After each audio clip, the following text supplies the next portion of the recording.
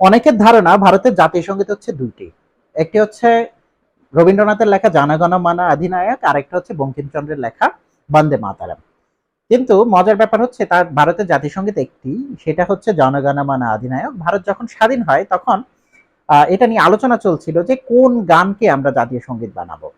তো তখন অনেক আলোচনার পরে দুটা গানকে সিলেক্ট করা হয়, যে দুটা গান ভারতের স্বাধীনতায় সবচেয়ে বেশি মানুষকে উজ্জীবিত করেছে। একটা হচ্ছে জনগণ মানা রবীন্দ্রনাথের লেখা, আরেকটা হচ্ছে বঙ্কিমচন্দ্রের লেখা বন্দে মাতারাম, যেটা তার আনন্দমঠ উপন্যাসে ছিল। পরবর্তীতে আহ, যে সংস্কৃত ভাষায় লেখা যে বঙ্কিমচন্দ্রের গানটি, ওটার মধ্যে দুর্গার বন্দনা বা হচ্ছে দেবদেবীর বন্দনা থাকার কারণে আহ, তৎকালীন রাজনীতিবিদরা আহ, বলেন যে এটা সমস্যা তৈরি করবে, কারণ ভারত তো শুধু হিন্দুদের না, ভারত অনেক জাতি বর্ণ গোত্র আছে। তো সেটার বিবেচনায় তারা জনগণ মন অধিনায়ক, যেটা রবীন্দ্রনাথের লেখা, সেটাকে তাদের জাতীয় সঙ্গীত হিসাবে স্বীকৃতি দেন।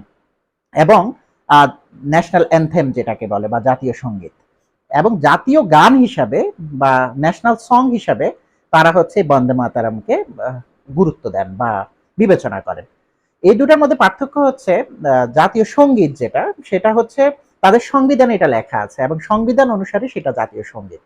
কিন্তু জাতীয় ন্যাশনাল সং বা জাতীয় গান বা গীত যে বন্দে মাতারাম, সেটা কিন্তু সংবিধানে তাদের লেখা নেই।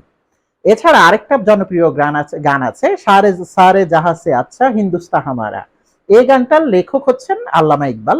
আল্লামা ইকবালের এই গানটাও ভারতে খুব বেশি জনপ্রিয়, এবং এই গানটাকে ভারতের অনেকটা সেনাবাহিনী কুচকাওয়াজের সময় ব্যবহার করে থাকেন।